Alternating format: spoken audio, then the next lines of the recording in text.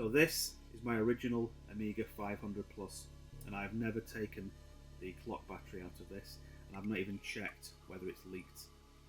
Well, here's the moment of truth. Let's find out whether it's leaked all over the motherboard or not. Now it looks like it has started leaking, but luckily the actual motherboard seems fine, so I'm going to remove this battery now before it gets worse.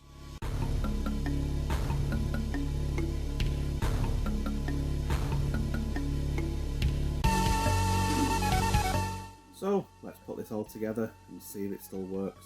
Well, here goes nothing. And finally, the disk test. Excellent.